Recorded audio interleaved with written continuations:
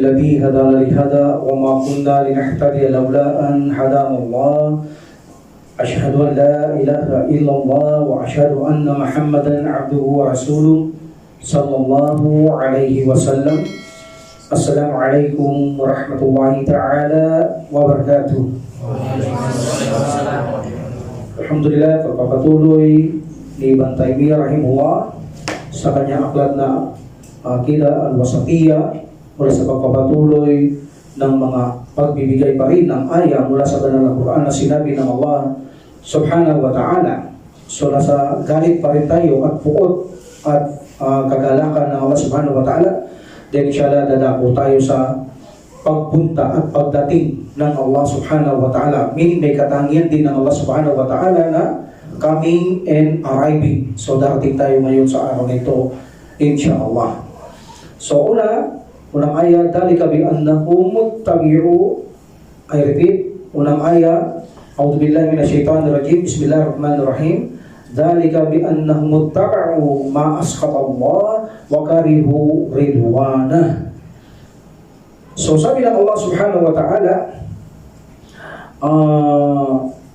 sapagkat sinunod nila ang mga bagay na nagbibigay puot o galit sa Allah subhanahu wa ta'ala at kinasusuklaman nila kung ano naman ang ikinalulugod ng Allah subhanahu wa ta'ala.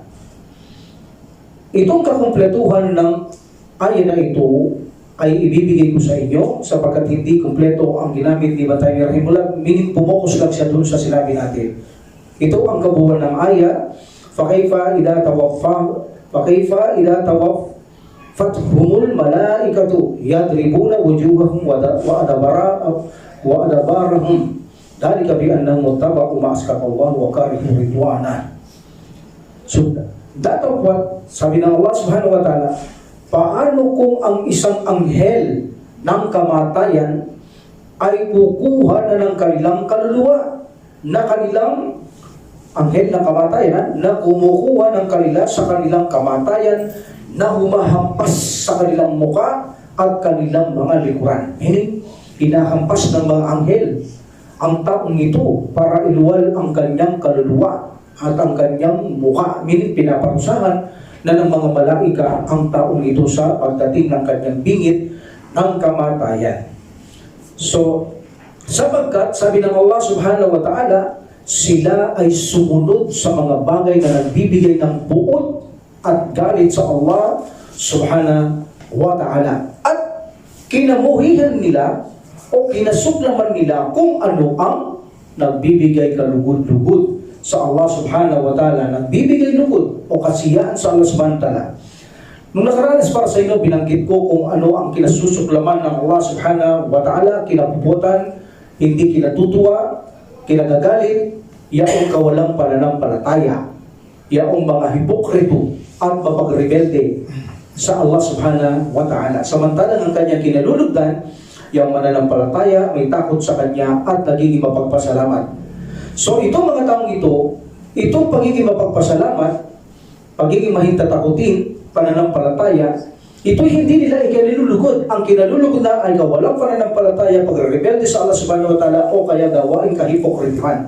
That's why ang ayah sabi niya, sapagkat sinunod ninyo. Bakit sila hinampas ng mga ngel nung kinukuha ang kanyang kaluluwa? Hinampas ang mukha at kaluluwa ang kanyang likuran at mukha dahil sinunod ninyo ang nagbibigay puot sa Allah. Meaning kawalan ng pananampalataya, kahipokrito o paghihimagsik. At iniwan ninyo ang kinalulugan niya. Meaning ang nagbibigay lugod sa Allah, yung kapananampalataya, pagiging masunurin, pagiging mapagpasalamat. So din ang nakikita natin, ang Allah subhanahu wa ta'ala mayroon siyang attributes na nabubuot siya, nagagalit siya, at nalulugod siya. Nakaraan, tinapik na natin ito as far as I know. What's the ayah?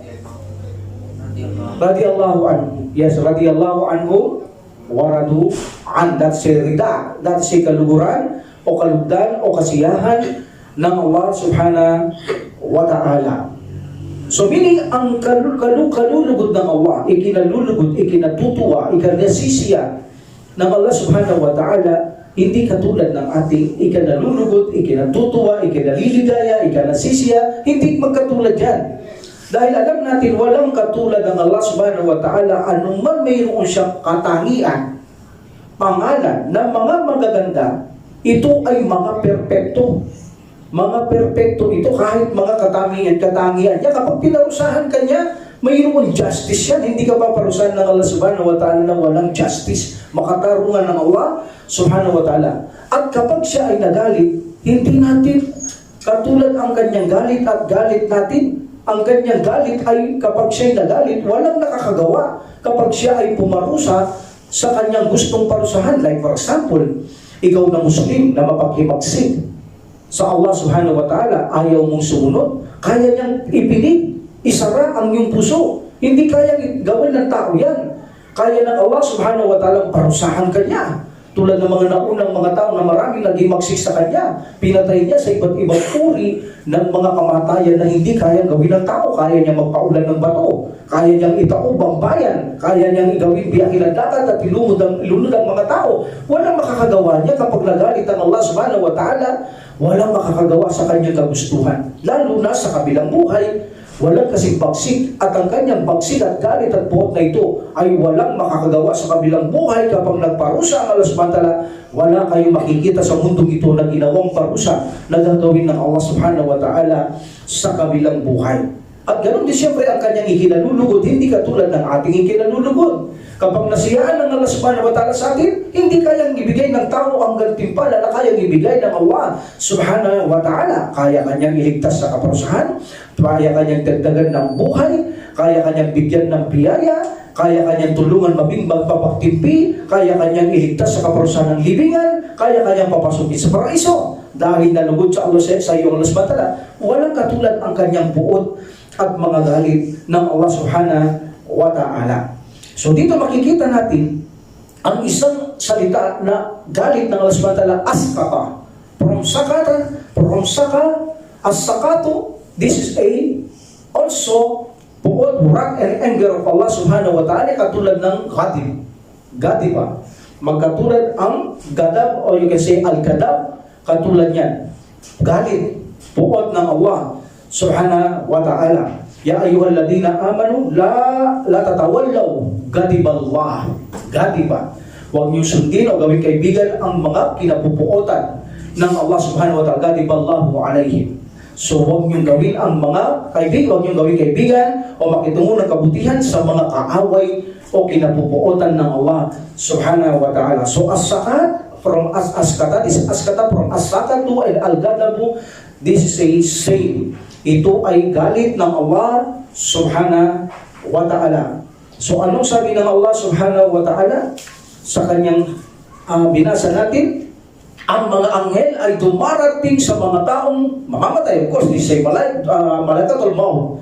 Darating sa kanya ang anghel at kukunin ang kaluluwa abang hinahampas niya ang kanyang mukha at ang kanyang likuran. Pinaparusahan na ng mga anghel. Meaning ito ay masamang balita mula sa Allah subhanahu wa ta'ala. Anong dahilan kung bakit sila pinaparusahan ng kinukuha kaluluwa? Dahil sila ang mga taong sinunod nila ang mga nagbibigay ng buot sa Allah subhanahu wa ta'ala at kinamuhihan nilang gawin kung ano ang ikalulugod ng Allah subhanahu wa ta'ala. And then pagpapatuloy ni Ibn Taymiyyah rahimahullah mula sa mga aya ng Allah subhanahu wa ta'ala, falamma asafuna intakamna minhum. So, meaning, kung kaya, ito si Firaun ito at mga kasama ni Firaun, kung kaya nang kami kanilang pinagalit, meaning mga tao na Firaun at si Firaun, kami ay naghiganti sa kanila. Kami ay naghiganti sa kanilang, kami ay kanilang ginalit, meaning kami ay kanilang ginalit. So this is one term na ito rin ang asafa, this is also anger. Okay? Falamma asapuna,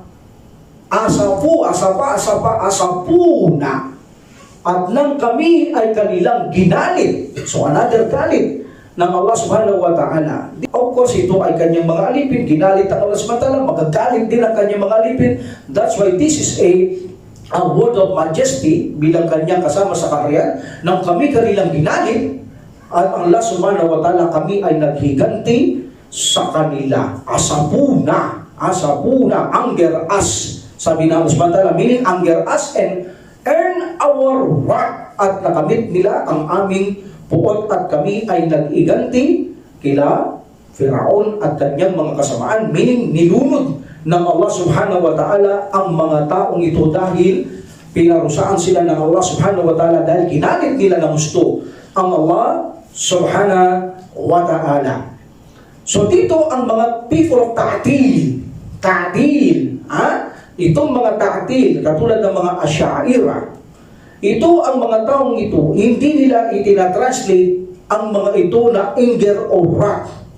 Ang mga sinabi ko, hindi nila itinatranslate ito. Like for example, al-ganab, hindi nila itinatranslate yan. The asafa of Allah subhanahu wa ta'ala, hindi nila itinatranslate na galit at puot ng Allah subhanahu wa ta'ala. And askata, dasakata, asakato, hindi nila tinatranslate. Instead, tinatranslate nila itong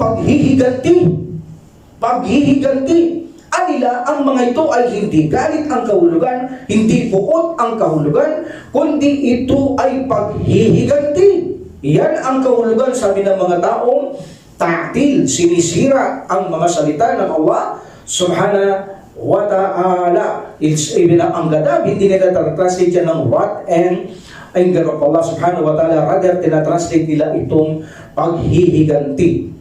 So itong kanilang katwiran na ito, itong kanilang interpret na ito, hinggil sa katangian ng Allah subhanahu wa ta'ala, laksaan ay nasa tunay sanang kahulugan, ngunit iniiba nila na nararapat lamang sana sa kahulugan na tama at akma sa galit at puot ng Allah subhanahu wa ta'ala. So iniiba nila ito. Anila ang galit, puot, hindi galit at puot yan. Ito ay paghihiganti, meaning nang asapuna, falamma asapuna, at nang kami ay naghiganti sa kanila. Yun ang translate nila. Kaya't kami ay naghiganti. Nakita kamang kayang kami naghiganti, asapuna, at kami ay gumanti. So makikita mo ang translate, nawawalang saysay, walang buhay. Parang hindi mo na iintindihan. And the second of this, tandaan natin, hindi ka maaaring makipaghiganti kung hindi ka nagagalit. Tama? Iba na tayo. In an intellectual sense, sa ating mga pandama, pangunawang pang-isip, paano ka gaganti kung hindi ka galit at napupuot? So meaning, ang paghihiganti, nagagaling lang sa galit at puot. Kaya ito ay malinaw na ito ay galit at puot ng Allah subhanahu wa ta'ala na katulad na malinaw na kanyang isinalaysay mula sa kanyang sarili at bago siya naghihiganti, siya ay napupuot, nagagalit sa mga tao. At marami sinabi kong mga bansa na pinarusaan ng Allah subhanahu wa ta'ala sapagkat siya ay napuot at nagalit. Alhamdulillah. So the other said, actually sabi nila, the meaning of asap is kalungkutan at pagsisisi. Alila. Ito ay isang bagay na kung saan kalungkutan at pagsisisi. Sabi nila, maididescribe mo ba ang Allah subhanahu wa ta'ala in asap na nagsisisi at kalungkutan? Yes, asap is also sorrow, kalungkutan or remorse. Because ang ama ni Prophet Yusuf alayhi salam ay sinabi niya ang asap. At translate ito ng kalungkutan. Yes, tama ang sinabi nila.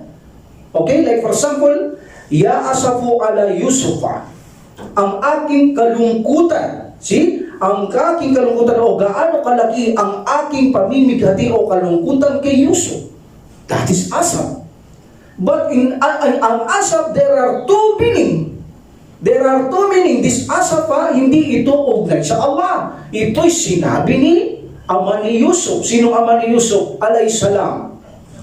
Yaqub alayhisalam. So siya ang kanyang ama, siyang nagsabi nito, hindi ito attributes ng Allah subhanahu wa ta'ala. Ang attributes ng Allah subhanahu wa ta'ala, asapa, this is a general. Ito ay pangkalahatan. So meaning, magsisisi ba ang Allah subhanahu wa ta'ala? Malulungkot ba ang Allah subhanahu wa ta'ala? No. This is a general wrath and anger of Allah subhanahu wa ta'ala. Ang sabi niya, palamma asabuna. at nang kami ay kanilang ginalit, intakamna minhum, kami ay naghiganti sa kanila. Meaning, pinarusahan sila ng Allah subhanahu wa ta'ala. This is not pagsisisi. Meaning, ginantihan niya sila si Pharaoh, tapos nagsisi siya, nalungkot siya. No, parang sa Bible lang yan nakita ko, na nilubog niya ang mundo at saka siya nagsisi pagkatapos niya ginawa yun. Never na remorse ito o ito man ay sorrow ng Allah subhanahu wa ta'ala. This is what? This is anger, poot at galit ng Allah subhanahu wa ta'ala.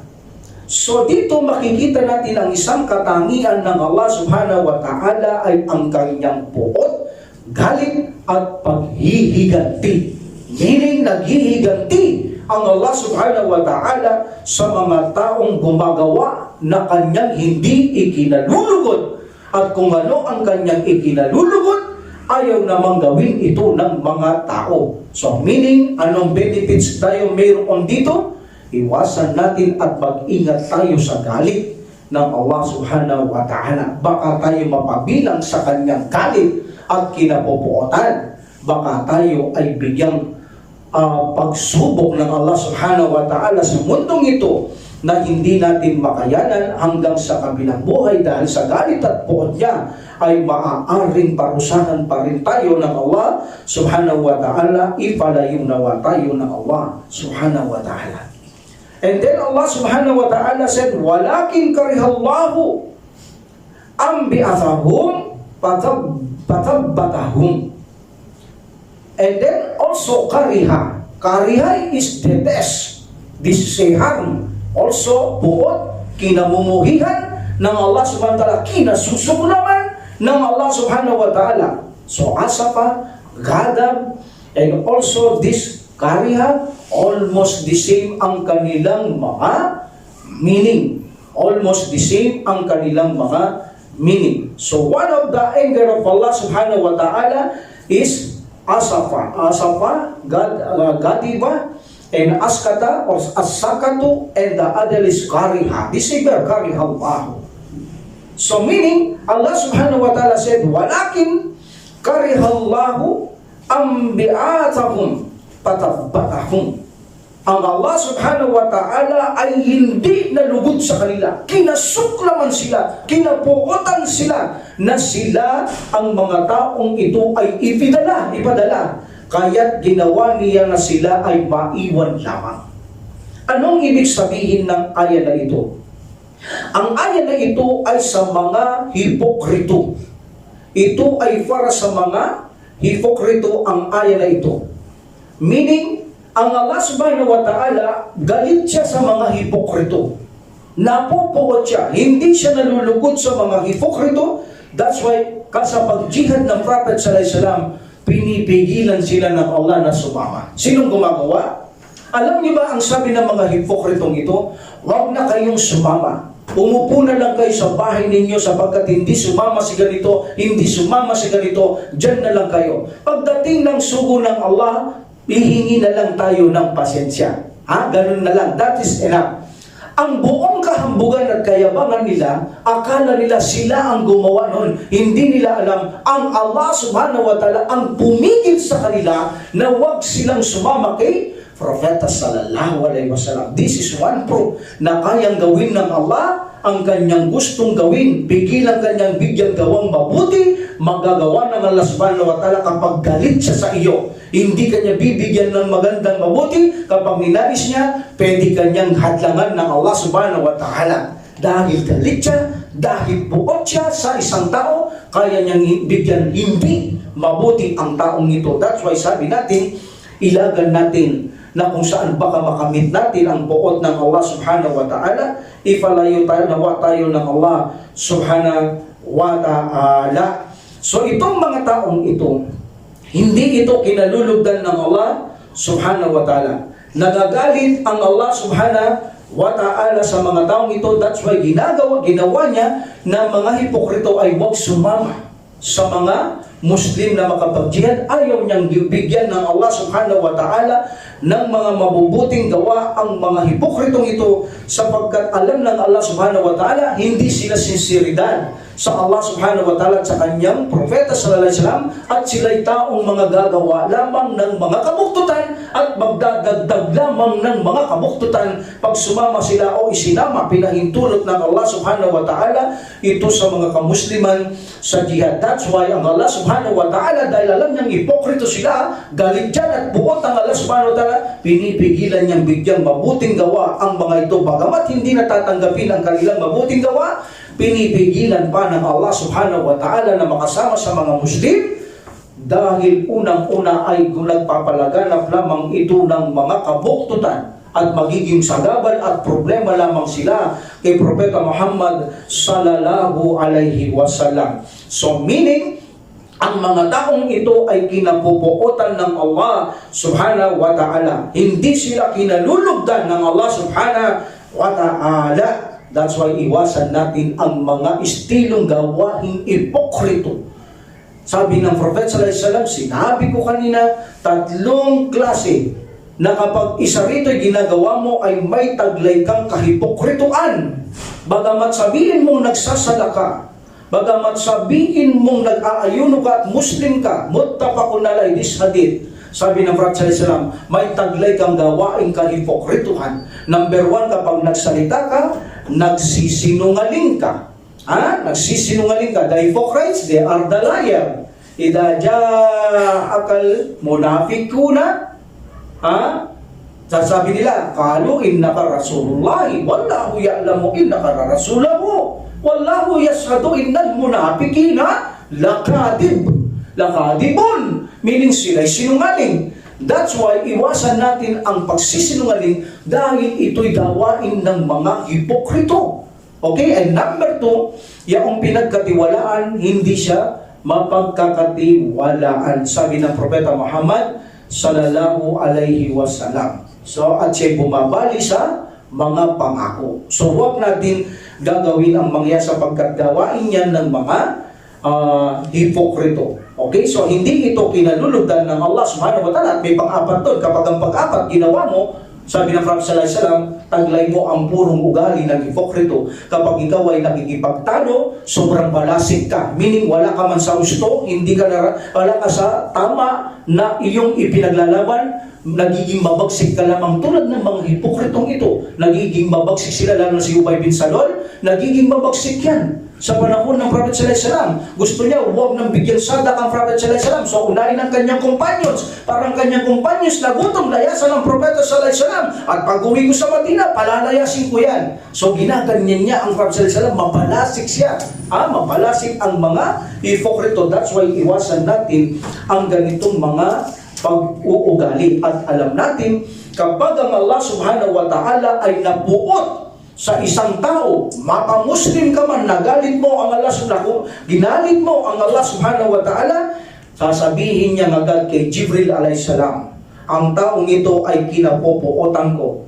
Si Jibril alayhisalam, automatic kapupuotan ka rin niya. At sasabihin niya sa lahat ng mga anghel, kinapupuotan ito ng Allah subhanahu wa ta'ala. Buong anghel ay kapupuotan ka. That's why mahirap ang galit at puot ng Allah subhanahu wa ta'ala ay hindi natin ito iwasan. Kaya kailangan maiwasan natin na wag natin gagalitin ang ating Panginoong Allah subhanahu wa ta'ala. Kung ano ang kanyang ikinagagalit, pilitin natin na wag natin gagawin. Kontrolin natin ang ating mga sarili para lang hindi natin makamit ang galit at buot ng Allah subhanahu wa ta'ala. Lalo na ang mga malalambot na dila na walang buto ngunit hindi napapagod magsalita, kailangan nating gwardyahin ito sapagkat ito ang magpapahamak lamang sa lahat ng tao. Mapupuno ang impyernong apoy, sabi ng Prophet sallallahu alaihi wasallam,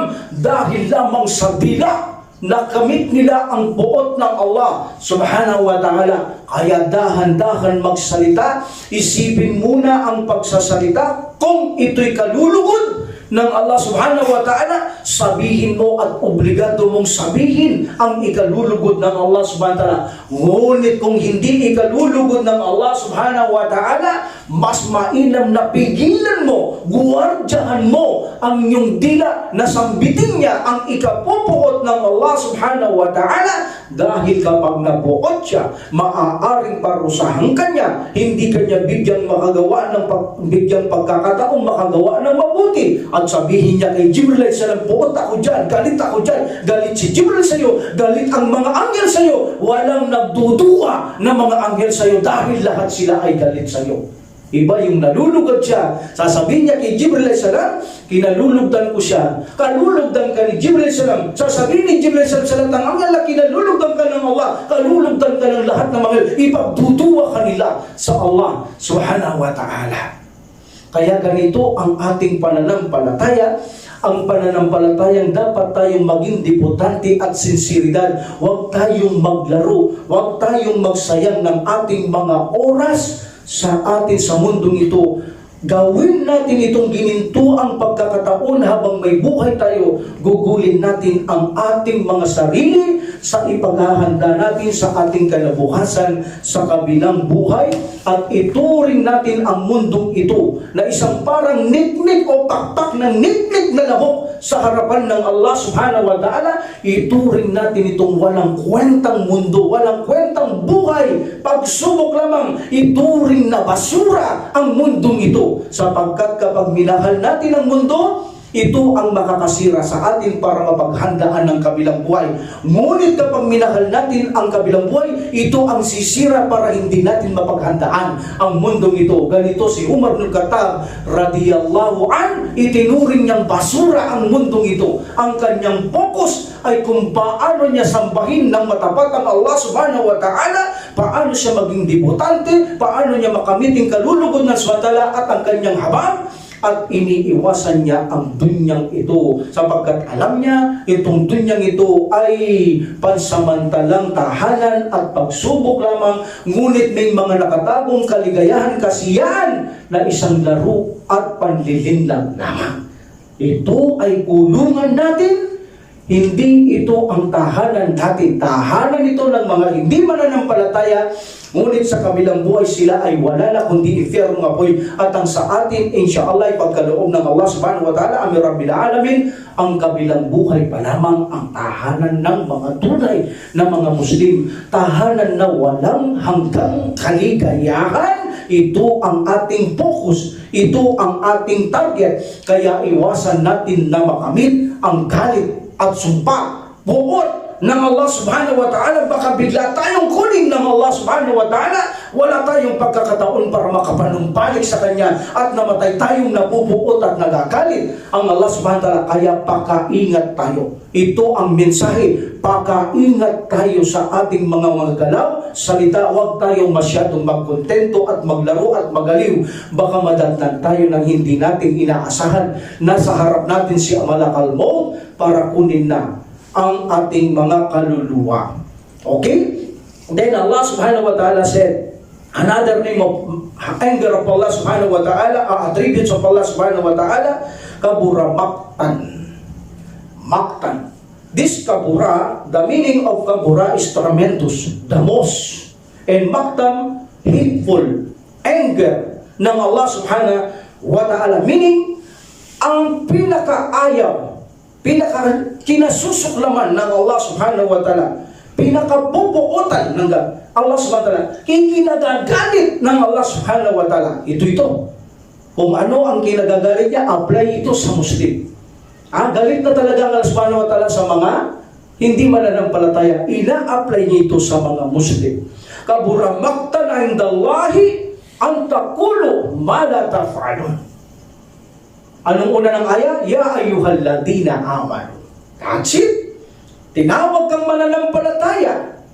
Ya ayyuhalladina amanu, lima taquluna. Bakit mo sinasabi ma la taf'alun na hindi mo namang ginagawa? Then kabura maktan. Hindi mo ba alam na ito ang pinakamalaking kinasusuklaman ko? Kabura maktan indallahi ang taquluna ma la taf'alun. Yung sinasabi niyong hindi ginagawa, hindi niyo ba alam? Niyan ang pinakasuklam-suklam sa akin. Mayroon tayong magandang mensahe. Kapag sinasabi natin at hindi natin ginagawa, kinasusuklaman kang tiyak ng Allah subhanahu wa ta'ala. Kaya magmadali ka sa pagtauba. kapag nagagawa natin ang mga bagay na ganito na sinasabi natin na hindi naman natin ito ginagawa? Number one, itong aya na ito ay dumating ito, ang mga sahaba ay nag-uusap sila bago dumating ang Surah Sad, chapter 61.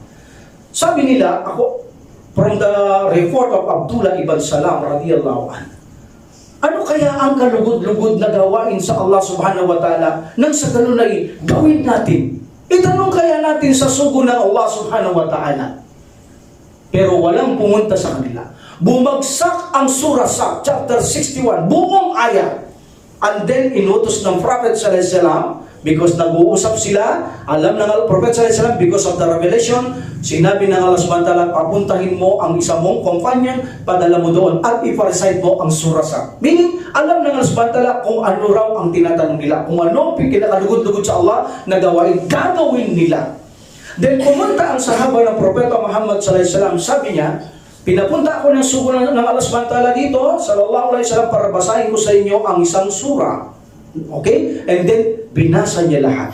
Dito narinig nila, ang kalugod-lugod sa Allah subhanahu wa ta'ala ay ang jihad. Pagkatapos ng ayang ito, Ya ayyuhalladhina amanu lima taquluna ma la taf'alun. Kabura maqtana 'indallahi an taqulu ma la taf'alun. Innallaha yuhibbul ladina yuqatiluna fi sabili. Katotohanan, ang pinakamamahal ng Allah ay yaong nakikipag-jihad kayo sa kanyang landas. Okay? So now, nang mag-jihad na, lumaban sa Battle of Uhud, tumakbo sila. Iyon ngayon ang aya na sa taas. Bakit sinasabi nyo ang hindi nyo ginagawa? Sabi nyo, tinatanong nyo, meaning, kung anong kalugod-lugod sa akin, yun yung sinabi kong jihad. Ngayon sinubukan ko kayo. Sabi nyo makikipaglaban kayo. Bakit kayo tumakbo? Hindi nyo ba alam ng sinasabi nyo na hindi nyo ginagawa ay kasuklam-suklam sa akin? That's it. That is the revelation ng ayat. And another nito, apply ito, general ito. Nakita ng Propeta sallallahu alaihi wasallam si Abdullah ibn Amir. Sabi ni Abdullah ibn Amir, nung bata pa ako, dumaan ng Propeta sallallahu alaihi wasallam sa akin, tinatawa ako ng nanay ko. Sabi niya, anak, halika dito, may bibigay ako. Narinig siya ng Propeta Muhammad sallallahu alaihi wasallam. Anong ibibigay mo sa kanya? Sabi niya, isang datiles Rasulullah. Kung wala kang ibibigay sa kasinmalik, sabi niya. Meaning, nagsasalita ka ng hindi mo ginagawa. Itong nagsasalita ng hindi ginagawa, mga kapatid, bakit kasuklam-suklam sa Allah subhanahu wa ta'ala? Dalawa kasi ang malaking problema nito. Malaking atraso sa Allah subhanahu wa ta'ala. Number one, sinungaling ka. Dahil sinasabi mo ang hindi mo ginagawa. Sinungaling ka. Number two, kaya mo sinasabi ang ganyan para magpakita ka ng tao. Dalawang kaso mo, riya and lying. Dalawang malaking kasalanan ang hawak-hawak mo, kaya ayaw sa iyo ng Allah subhanahu wa ta'ala na nagsasalita ka na hindi mo ginagawa. Tulad halimbawa, in a battle, Ya Rasulullah, nakipaglaban ako sa iyong landas. Sinungaling, di ba sabi ng sumatal sa atin? Sinungaling. Kaya ka lang nakipaglaban para sabihin na ikaw ay matapang. Hindi ka nakipaglaban sa akin, meaning nakipaglaban ka para hangaan ka. That is a riya. Hindi ka nakipaglaban sa Allah, sinungaling ka. Number two, para hangaan ka dahil ikaw ay matapang. Kaya sabi ng isa, hindi mo yan ginawa para sa Allah, sinungaling ka. Ya Rasulullah, napatay siya. Pero ang totoo, hindi mo siya napatay para lamang mabigyan mong kasiyaan ng sugo ng Allah. Sinungaling ka at gusto mong magpakitang gilas sa Propeta Muhammad sallallahu alaihi wasallam.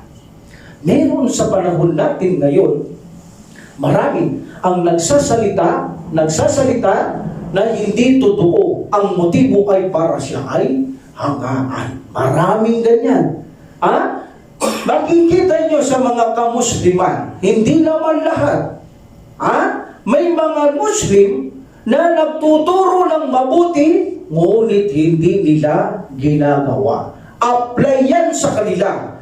Tinuturo mong mabuti, sinasabi mong mabuti na ito'y bawal, bawal, bawal, pero ikaw ang gumagawa ng bawal. Itinuturo mo ang paggawa ng kabutihan, pero ikaw hindi mo ginagawa ang gawaing mga kabutihan, kundi ang mga kasuklam-suklam sa Allah subhanahu wa ta'ala. That's why may hadith na ang isang tao tumatakbo, sabi ng Prophet sa impyerno, na parang buriki, hawak-hawak niya ang kanyang bituka habang nakalaylay, at makikita ng tao, bakit ka narito, sasabihin nila, hindi ba nagtuturo ka ng mabuti? Yes, sabi niya, nagtuturo ka mabuti, ngunit hindi ko ginagawa. Hindi ba nagbabawal ka ng masama? Yes, sabi niya, nagbabawal ako masama, ngunit ginagawa ko. Ito rin ay kasama sa kasuklam-suklam sa Allah subhanahu wa ta'ala, na magaling tayong magsalita, magaling tayong magturo ng mabuti, pero hindi natin ginagawa. Magaling tayong magbawal ng masama, pero tayo mismo ang gumagawa ng masama. Kaya ang taong ito ay hindi nakapagtawba, pinarusahan siya ng Allah subhanahu wa ta'ala bilang hindi magandang balita sa atin ang mga taong ganito kapag nadatnan ng kamatayan.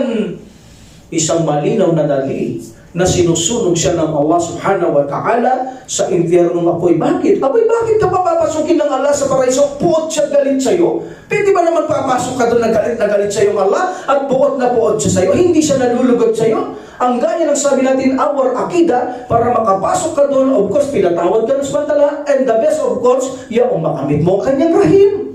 Hindi yung galit siya sa iyo at nagpupun, tsaka ka namatay, tsaka kanya papasukin sa paraiso. This is not justice. Kailangan kanyang parusahan dahil sa ginawa mong hindi ikinalulugod ng Allah subhanahu wa ta'ala, ipalayo tayo ng Allah subhanahu wa ta'ala. So another ng Allah subhanahu wa ta'ala, detes, kinapuputan, kinagagalitan, da'al-makat.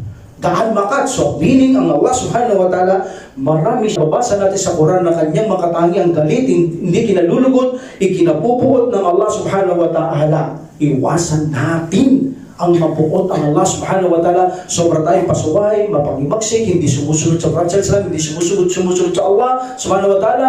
Tayo naghihimagsik, inna Allah la yuhibbul fasik. Hindi ko minamahal ang mga mapangimagsik sa akin. Meaning kapag hindi ka mahal ng Allah, nagagalit sa iyo ang Allah subhanahu wa ta'ala.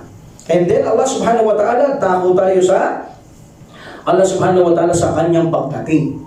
Pagpunta at pagdating. Parang mula ka sa kanyang aeroplano, pagpunta ka, din darating ka, arriving. Ganun, mayroon din katangian ng Allah subhanahu wa ta'ala na pupunta at darating. Coming and arriving. Another attributes ng Allah subhanahu wa ta'ala. What is the proof? Wa qawluhu, and saying, hal yanduruna illa ayyatiyahumullahu fi dulalin minal gamami wal malaikatu wa qudiyal amr. Ano sabi ng Allah subhanahu wa ta'ala? Sila namang hindi mananampalataya. Tinutukoy dito. Sila namang hindi mananampalataya ay walang hinihintay ng anumang bagay maliban sa pagdating ni Allah. Yan ha? Pagdating ni Allah.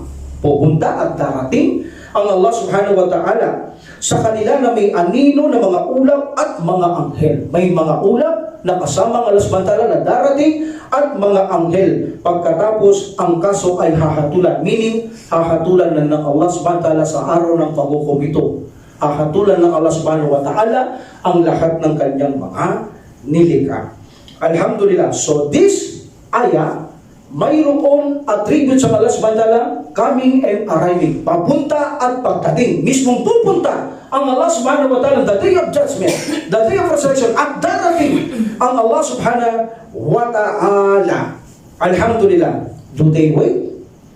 This is a interrogative. Hal. But ang interrogative nito, ito ay nag-express na pagtakwil, negation. Negation. Meaning, ang kahulugan nito ay walang hinihintay. Sila ay walang ibang hinihintay. Maliban sa pagdating ng Allah subhanahu wa ta'ala. Meaning, walang hinihintay ang tao doon. Maging kufar, kahit sino. Wala silang inaasang darating maliban ng Allah. Makita nyo sa araw ng paghukom, sila lahat ay susuko, maniniwala na walang ibang hihintay darating maliban ng Allah, siya ang mag-judge. Maniniwala na lahat ng tao doon na wala silang asang darating maliban ng Allah subhanahu wa ta'ala. Itatakwil na lahat ang kanilang mga sinamba maliban ang pag-asang na inihintay nila ang pagdating ng Allah subhanahu wa ta'ala. At ang Allah subhanahu wa ta'ala ay darating ang Allah subhanahu wa ta'ala na may mga anino ng mga ulap. In this, mahalaga ang grammar sa Islam, especially Quran. In this situation, makikita natin fi dulalim. If you translate this fi in lilitaw ang mga ulap ay nakapaikot kay Allah. But actually fi is in. But here fi is with Allah. With the anino, dulalim, with the shadow. So meaning kapag sinabi mong with the shadow, hindi nakapaligid sa Allah. Dahil walang nilikha ang maaaring pumaligid kay Allah subhanahu wa ta'ala. Meaning darating muna ang mga shadow na ito lalabas sa langit at darating din ng Allah subhanahu wa ta'ala. And remember, sa araw na yan, walang makakakita sa Allah maliban ang mga Muslim. Pipiringan ang mga hindi mananampalataya para hindi makita ang Allah subhanahu wa ta'ala. Sa paraiso, alam natin, makikita rin ang Allah subhanahu wa ta'ala. At pipiringan ang mga hindi mananampalataya para makita ang Allah subhanahu wa ta'ala. Alhamdulillah. Alam niyo ba, itong pagdating ng Allah subhanahu wa ta'ala, kung paano siya darating, like in Quran, وَيَوْمَ تَشَكَّكُ السَّمَاءُ بِالْغَمَامِ, at ang langit ay mapupunit, mabibiyak na nakabukas, at doon ay lalabas ang mga ulap. Meaning, hindi ito ang ulap na nakikita nyo. Gamam means this is a white cloud, not black, not red. May lilim, may madilim. No, ito'y kumikinang na mga ulap. Itong mga ulap na ito, sila ang magbubukas ng langit. Sila yung mag-uumpuk-puk-puk-puk, gano'n yung langit. Sisirain niya ang langit hanggang ang langit ay mabiyak. Tulad ng puno o halaman na butil na ang siyang bumibiyak sa lupa para lumabas ang halaman. Ganun ang mga ulap na yan. Sila ang magbubutas sa langit para sirain, para bumaba. Kapag bumaba ito, kasama ng mga malaika, darating ang Allah subhanahu wa ta'ala. Yan ang kanyang pagdating sa araw ng paghukom. At alam natin, buhat-buhat ng mga walang malaika ang kanyang trono sa pagpunta at pagdating ng Panginoong Allah subhanahu wa ta'ala. At bakit naman darating ang Allah subhanahu wa ta'ala? Upang hukuman ang lahat ng kanyang linika at ibigay kung anong nararapat sa kanya na gantimpala. Paraiso or infierno. Kapag narinig ito ni Umar bin Khattab radiyallahu anhu, iiyak na yan. Basta hereafter ang pag-uusapan, iiyak na yan si Umar bin Khattab radiyallahu anhu. Para bang bata, every time na marinig niya kabilang buhay, umiiyak yan palagi at nababasa ang kanyang balbas sa kanyang pagyak. Every time na marinig niya ang araw ng paghukom, sapagkat alam niya ang araw ng paghukom, ito ang araw na napakahirap sa araw na yaon. Alhamdulillah. So, dito ang mga anghel ay kasama ng Allah subhanahu wa ta'ala na sinabi niya na ang mga anghel ay darating din. Darating din ang anino ng ulap at pagkatapos ang mga anghel. Anong ibig sabihin? Ang mga anghel ay darating sa araw ng resurrection. Meaning, uunahin darating ang mga malaika sa first heaven, then darating ang mga second heaven, then darating ang mga third heaven, darating ang mga fourth heaven na nakaharera sa first heaven, second heaven, third heaven, fourth heaven, fifth heaven, sixth heaven. Nakaharera sila sa araw ng paghukom at walang magsasalita sa kanila maliban lamang pahintulutan ng Panginoong Allah subhanahu wa ta'ala. So brother, this is a warning on the day of resurrection. Ang Allah subhanahu wa ta'ala ay pupunta at darating mayroong araw ng paghukom. Kapatid, ano kaya ang inihahanda natin sa araw na ito? Kaya ugaliin natin maghanda, mga kapatid ko sa pananampalataya, para sa araw na kinabukasan natin sa araw ng paghuhukom. Then Allah subhanahu wa ta'ala said, hal yanduruna illa ay ya'tiyahumul malaikatu aw ya'tiya rabbuka aw ya'tiya ba'du ayati rabbik. At sabi ng Allah subhanahu wa ta'ala, sila ba ay nag-iintay sa ano pa man maliban sa mga anghel? Sino kaya ang anghel to? Sabihin ko mamaya. At pumaraon sa kanila, o ang iyong Panginoon ay pumarito, minun sa araw ng paghukom, o ang ilang mga tanda ng iyong Panginoon ay darating. Darating. Meaning, sa aya na ito, Sila ba ay naghihintay o walang hinintay maliban ang pagdating ng mga anghel? But of course dito, sila ba ay naghihintay na ang mga anghel ay darating? Tapos o kaya ang Panginoon Subhanahu o kaya ang kanyang mga tanda. Anong ibig sabihin nito? Ang anghel na tinutukoy dito ng Allah Subhanahu wa Ta'ala, sila ba ay naghihintay ng ano paman maliban sa mga anghel? Yung umuhugot ng mga kaluluwa. Inihintay niyo pa ba yan? Meaning, bago kayo maniwala sa akin, bago kayo manampalataya, bago kayo mabuti, inihintay niyo ba ang mga malaikal mo? Yan ang ibig sabihin ng Allah Subhanahu wa Ta'ala. Yan ang kanilang kumukuha, naampas sa mukha, inaampas sa likod. Kapag ayaw mong bigay ang kaluluwa, may dalang mga tela yan na parang may mga sima. Ibabalot nila sa iyo, ahatakin nila ang iyong kaluluwa. Buong mga, yung mga, ano ba tawag dito? Vein. Mga ugat, mapuputol yan. Makikita mo ang tao, hindi mo nanampalataya, maninirik ang mata, mangingisay siya. Dahil hilang inugot ang kaluluwang ayaw mong ilabas. Hihintayin nyo pa ba ang mga anghel na yan? Ibig sabihin na Allah Subhanahu wa Ta'ala sa inyong araw ng kamatayan. Bago kayo manampalataya, ang lahat ay huli na. O hinihintay nyo ang Panginoong Allah Subhanahu wa Ta'ala. Actually, paliwanag na natin Allah Subhanahu wa Ta'ala, aw ya'tiya rabbo, o ang pagdating ng iyong Panginoon. Arriving ng Allah Subhanahu wa Ta'ala. Pramata yakti, diyan, ginagamit din ang diyan dito ng Allah Subhanahu wa Ta'ala. O kayo ba ay naghihintay, aw ya'tiya ba'du ayati rabbik, o naghihintay pa ba kayo ng mga tanda ng Allah Subhanahu wa Ta'ala na dumating? Anong ibig sabihin ng tanda? Anong ibig sabihin ng tanda ng Allah Subhanahu wa Ta'ala? Chapter 6 verse 158, remember this. Dito ang aya na ito ay nakalitaw, sinabi ng Prophet sallallahu alaihi wasallam, iniintay niyo pa ba na kayo naghihintay ng tanda mula sa inyong Panginoon na darating? Kasama dito si Dajjal. Wala sa Quran si Dajjal. Ito ang ayat chapter 6 verse 158, ninaris ng Prophet sallallahu alaihi wasallam, ang tanda ng Allah Subhanahu wa Ta'ala, ang pagdating ni Dajjal. O iintayin mong tanda na lumitaw ang araw sa lubugan. That is the ayah na ininaris ng Prophet sallallahu alaihi wasallam. Meaning dito, iintayin mo pa ba ang araw na sumikat doon sa lubugan? Iniintay mo pa ba ang tanda bago ka manampalataya sa Allah Subhanahu wa Ta'ala? So dito ang pagdating ng Allah Subhanahu wa Ta'ala, wayati rabbo, meaning ang Allah Subhanahu wa Ta'ala kapag dumating, mayroong pupunta. Hindi naman maaaring pupunta ka lang, darating ka na lang na hindi ka papunta. Hindi ba? Hindi, pero huwag natin isipin na katulad natin ang pagpunta at pagdating ng Allah Subhanahu wa Ta'ala. Katulad ng sinasabi ng iba na ang Allah Subhanahu wa Ta'ala kung siya ay pupunta darating, katulad lang ng nilikha na mayroong physical katulad ng pagdating natin. Hindi totoo yan. Alam natin ang pagpunta at pagdating ay hindi pare-pareho maging sa mundong ito. Mayroong mga tao, halimbawa, pababa, pupunta siya sa baba.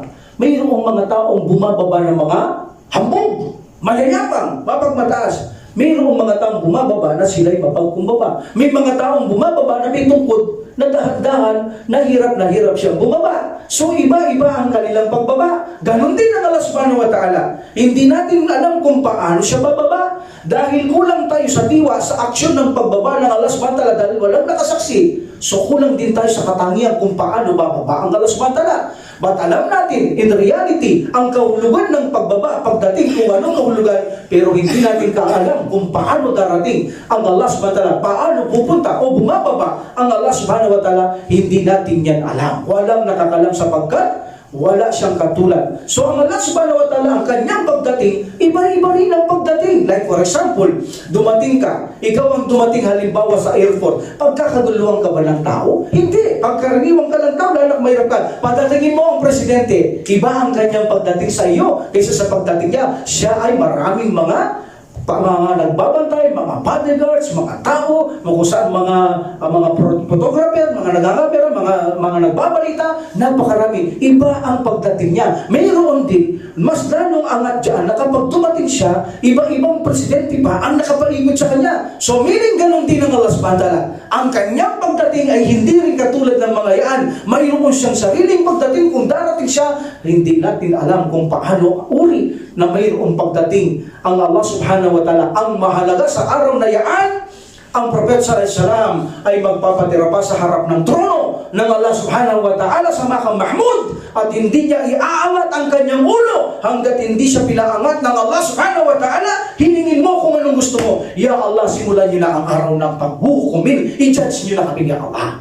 Si Prophet sallallahu alaihi wasallam ang mamamagitan sa araw na yan bago mag-judge ang Allah subhanahu wa ta'ala. Alhamdulillah. So meaning, ihintayin niyo pa ba ang mga anghel na tanda na bisit kumukuha ng inyong kaluluwa ang araw lumubog doon sa lumilitaw doon sa lubugan. So sa araw na yan, anong sabi ng Allah subhanahu wa ta'ala? Kapag dumating ang kaluluwa sa inyo, lalamunan o lumitaw doon yung araw, ano sabi ng subhanahu wa ta'ala? وَلَيْسَتِ التَّوْبَةُ لِلَّذِينَ يَعْمَلُونَ السَّيِّئَاتِ حَتَّى إِذَا حَضَرَ أَحَدَهُمُ الْمَوْتُ قَالَ إِنِّي تُبْتُ الْآنَ.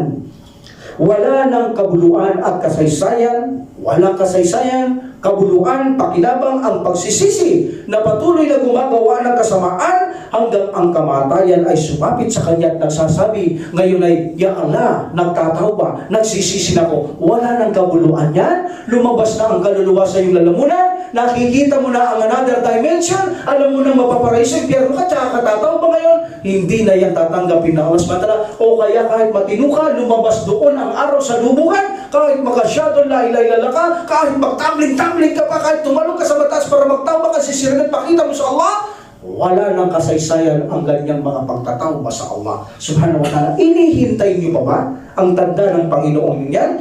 Sabi ng Allah subhanahu wa ta'ala. So alhamdulillah, ang Allah subhanahu wa ta'ala sa araw ng paghukom, darating ito, walang aalinlangan na ang tao ay aani ng kanyang bunga hayon sa kanyang ginawa na mabuti at masama. Alhamdulillah, so dito ay binibigyan tayong babala ng mga aya na binasa natin na ang mga tao ay dapat tumigil sila sa kanilang mga kasinungalingan, sa mga pagsasalita ng kanilang mga hindi ginagawa bago dumating ang araw na ito, sapagkat ang Allah subhanahu wa ta'ala ay tiyak na darating at ito ang araw ng pagsusulit. And the last ayah, wa qawluhu ala idha dukkatil ardu dakkan dakka wajaa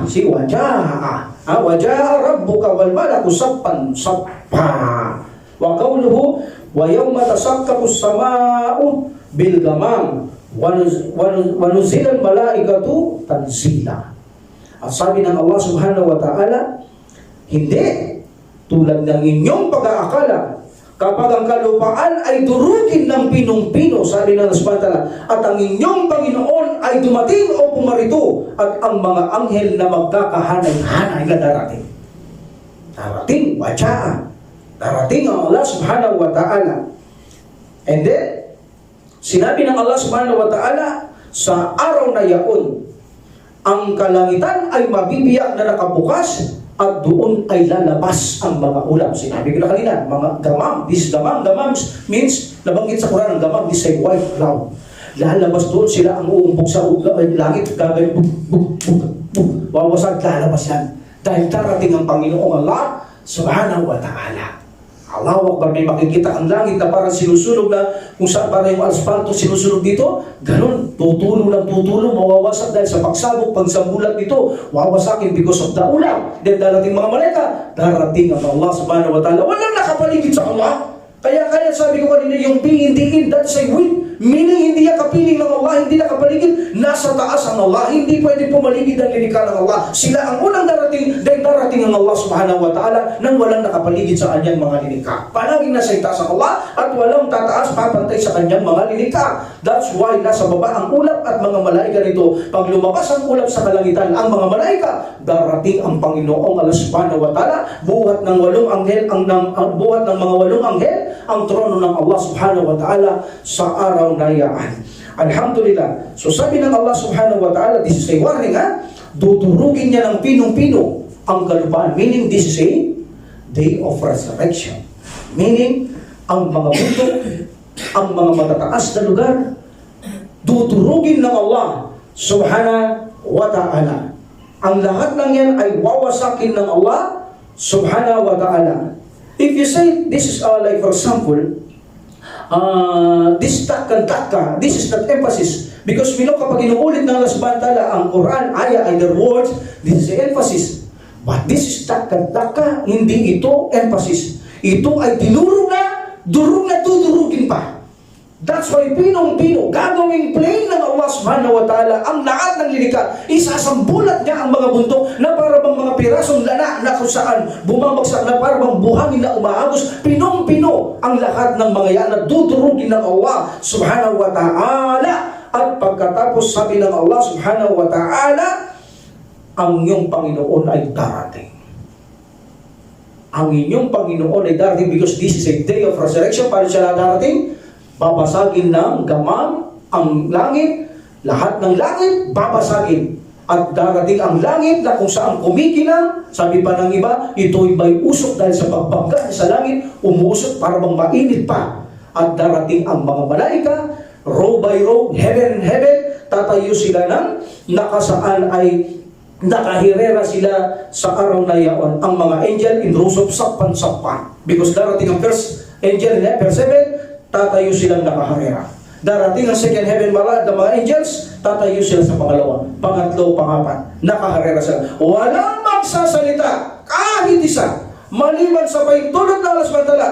Then darating ang ulap, kumikinang, umuusok, white na white. And then, alam natin kapag dumating na yan, darating na ang Panginoong Allah subhanahu wa ta'ala. At iyan ang inihintay ng mga tao. Lahat sila ay umaasam lang na walang darating sa araw na yaan maliban lamang ang Allah subhanahu wa ta'ala. Kaya mga kapatid ko sa pananampalataya, huwag nating biruhin ang ating sarili sa ating natitirang buhay pa sa mundong ito. Alhamdulillah.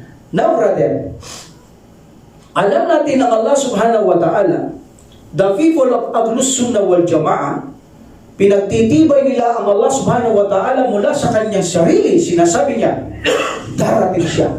Kapag sinabing darating siya, pupunta ang Allah subhanahu wa ta'ala. That's why mayroon siyang dalawang katangian, coming and arriving.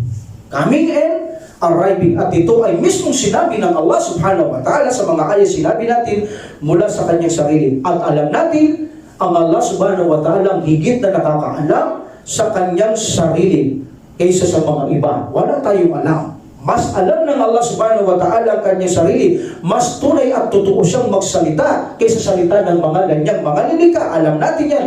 Walang papantay sa katotohanan sa salita ng Allah subhanahu wa ta'ala. Ang kanyang katotohanan salita ay galing sa kanyang kaperpektuhan, sa kanyang kaalaman. Ang kanyang paglalahad at kusa, ito ay galing sa Allah subhanahu wa ta'ala. Ang dakila, ang Allah subhanahu wa ta'ala. Ninais niyang ipaliwanag sa atin ang katotohanan na siya darating. Siya'y pupunta at darating. At ito'y na isang nagbibigay na nakakatakot sa atin ng babala. Na dapat naman tayong matakot sa araw na ito. Hindi ang nagtatakot-takutan. Mahirap nagtatakot-takutan sa pananampalatayang Islam. Kailangan yung tunay na takot na nakikita mong pinaghahandaan ng isang Muslim ang kanyang kamatayan. Pinaghahandaan niya ang isang Muslim ang pagharap niya sa kanyang Panginoong Allah subhanahu wa ta'ala, na kung saan sinabi ng Prophet sallallahu alaihi wasallam, sa araw na yan, wala kang ibang makakaharap maliban ikaw, at titingin ka sa kanan, makikita mong ginawa mo, sa kaliwa makikita mong ginawa mo, sa harapan ang impyernong apoy, sabi ng Prophet sallallahu alaihi wasallam. Iligtas niyo sarili niyo, ibinasada ka lamang sa isang maliit na butil na bagay, mamigay kayo para lamang sa paghahanda ito sa kabilang buhay. Alhamdulillah. So now, the question is, paano darating at pupunta ang Allah? So, kaya ng sabi ko, hindi natin alam. Dahil, ang maaari lamang natin ipaliwanag yung ibinigay na revelation kay Prophet sallallahu alaihi wasallam. At kung sino ang nakasaksi, maaari niyang ipaliwanag. Ngunit kung walang nakasaksi, walang nakakita, paano natin ito i-describe? Paano natin ilalarawan? Even na ang sasakyan.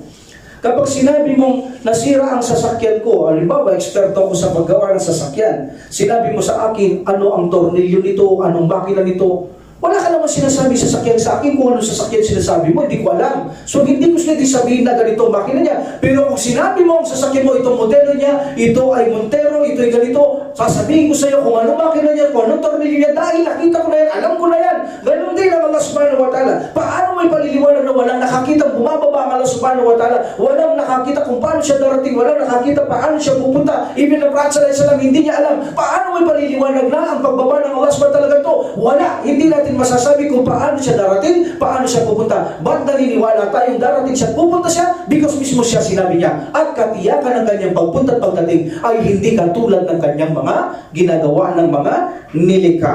Katiyakan yan sapagkat ang Allah subhanahu wa ta'ala laysa kamithlihi shay. Alhamdulillah. So ito ang Allah subhanahu wa ta'ala, darating siya sa araw ng paghuhukom. Bakit darating ang Allah subhanahu wa ta'ala? Upang hatulan niya tayo, mga kapatid ko, sa pananampalataya. Alhamdulillah. So marami din ang kumukontra sa pagdating ng Allah subhanahu wa ta'ala. Hindi nila matanggap ang pagdating ng Allah subhanahu wa ta'ala. Kung hindi nila matanggap ang pagdating ng Allah subhanahu wa ta'ala, ang mga ta'atil, ang mga dumisira sa salita ng Allah subhanahu wa ta'ala, kung paano niya sinabi sa kanya sarili ito, ano ang kanilang sinasabi sa pagpunta at pagdating ng Allah subhanahu wa ta'ala sa mga nabanggit, ng mga ja'a, atayati, anong sinasabi nila? Ang bumababa ay ang hindi ang Allah subhanahu wa ta'ala, hindi darating, hindi pupunta. Ano ang bababa? Utos ng Allah. Command. Yan. Command ang darating ng Allah. Hindi siya darating. Ang command lang ng Allah. Ibig sabihin, one third of the night, bumababa ang Allah. That is also command. Lahat ng bumababa, command. Hindi Allah subhanahu wa ta'ala, kundi command. They deny the coming and arriving ng Allah subhanahu wa ta'ala. Ano ang ginamit nila? Ano ang sinabi ng mga Ahlus Sunnah wal Jama'ah? Sabi ng Allah subhanahu wa ta'ala, wa inna aw iyyakum la'alla hudan aw fi dalalin mubin. Katotohanan, sabi ng Allah subhanahu wa ta'ala, kami o kayo ang nagabayan? Kami ang nagabayan o may gabay? O kaming mali? O kayo may gabay? O kaming mali? Sino may mali? Kung ang mali ang Allah, tama ang tao. Meaning, iniiba nila ang Allah subhanahu wa ta'ala. Sabi niya, darating ako, pupunta ako. Kung ang mali ang Allah, tama ang tao. Pero imposible magkamali ang Allah. Sino mali? Ang tao ang siyang mali. Ngunit pinipilit nila ang command ng Allah subhanahu wa ta'ala. Sinasabi nila, ginagawa niyong tangtil ng Allah. Tinutulad niyo sa nilikha, napupunta at pagkatapos darating, ginagawa niyong tangtil. Ang Allah subhanahu wa ta'ala, ginagaya niyo sa kanyang mga nilikha. This is a wrong. Hindi natin itinutulad ang Allah subhanahu wa ta'ala. Gaya ng sabi ko, walang katulad ang pagdating at pagpunta ng Allah subhanahu wa ta'ala. Ipinaliwanag ko, iba-iba ang maaring pagpunta, pagbaba at pagdating. Hinabi ko na kanina. So meaning, iba rin ang pagpunta at pagdating ng Allah subhanahu wa ta'ala at ito ay hindi tiyak natin katulad. At ano ang dahilan kung bakit mo itatakwil na sinabi ng subhanahu wa ta'ala, ja'a and atayati, ay darating ang Allah subhanahu wa ta'ala, bakit mo papalitan ng command? Anong sabi nila? Ito ang inyo, na against naman sa inyo. Ata amurullahi, fala tastajilun. Ang command ng Allah na ipinag-utos sa inyo ay darating. Kaya huwag kayong magmadali. So sabi nila, ang pagdating ay command. Command. So sabi dito ng Allah, ata, amru, the command of Allah, yun ang darating. That's why interpret ninyo sa bawat darating ay command. Anong sagot? Ang sabi nila, ni Ibn Taymin rahimullah, ang inyong piniling aya ay hindi ito sa inyo, laban pa yan sa inyo. Sabi ni Ibn Taymin rahimullah, kapag sinabi ng Allah subhanahu wa ta'ala ang command, anong dahilan para hindi tayo maniwalang command? Command is command. Even na kami, agree. Dahil sabi niya, ata amru, the command is arrive, come. Wala kaming tutol. But sabi ni Ibn Taymin rahimullah, but if Allah subhanahu wa ta'ala, sinabi niyang siya ay darating, sasabihin mo bang command ito? Sinabi niyang siyang darating? Sasabihin mo ngayon command? Sabi niya, that's why, ibig sabihin kung command ang darating. Kung Allah subhanahu wa ta'ala ang siyang darating, siya ang darating. So malinaw nila. Kaya ang ginawa niyong aya ay laban sa inyo, meaning ninunukoy nila ang sarili ninyo. Kung ang kuman ng Allah subhanahu wa ta'ala darating ang kuman. Kung ang Allah subhanahu wa ta'ala siyang pupunta darating, huwag mong sirain. Kayo ang gumagawang tamtil. Hindi ang mga taong pupunta darating ang Allah subhanahu wa ta'ala. Ibig bang sabihin, mali ang Allah, kayo ang tama, pinaliwanag niyang pupunta darating siya sa araw ng paghukom, sasabihin niyo, kuman lang. Samantalang malinaw, atayati, jaa, ginamit din ng Allah subhanahu wa ta'ala. Kahit ibuklat mo ang mga diksyonary ng mga Arabin, walang translate na kumanyan, kundi atayati, jaa, yajiu, he came. Siya ay darating, siya'y pupunta at darating ang Allah subhanahu wa ta'ala. Okay, so ang Allah subhanahu wa ta'ala ay darating sa atin, mga kapatid ko sa pananampalataya, no doubt, ito'y pupunta ang Allah subhanahu wa ta'ala darating sa araw ng paghukom. Actually, may ayat sa Quran, ipakikita niya ang kanyang lulod at magpapatira pa ang mga tao at hindi makakapagtira pa yung mga iba dahil noong sila inuutosang magsala, magpatira pa, ayaw nila. Napakalinaw na ipakikita ng Allah subhanahu wa ta'ala ang kanyang paa na mayroong lulod. Meron ba ang Allah subhanahu wa ta'ala?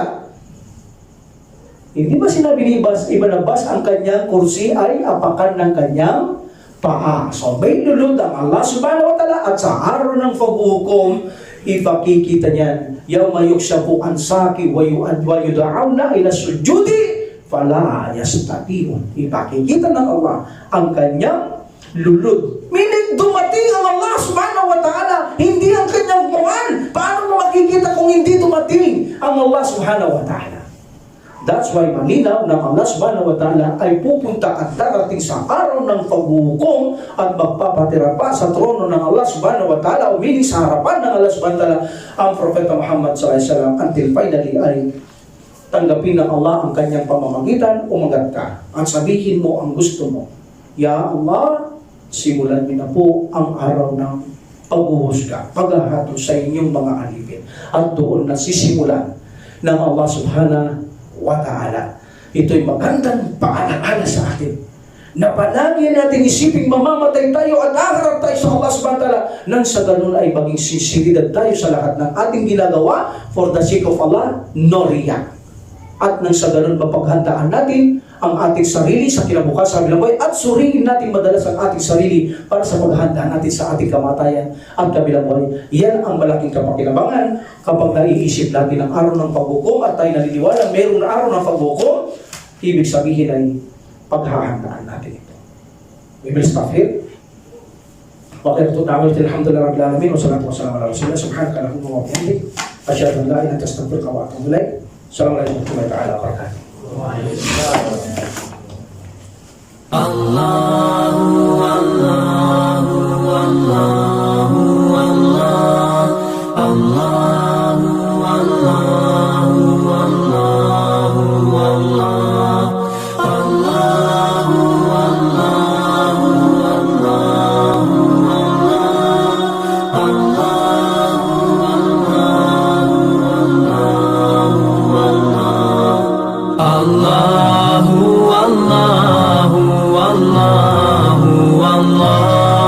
Allahu Allah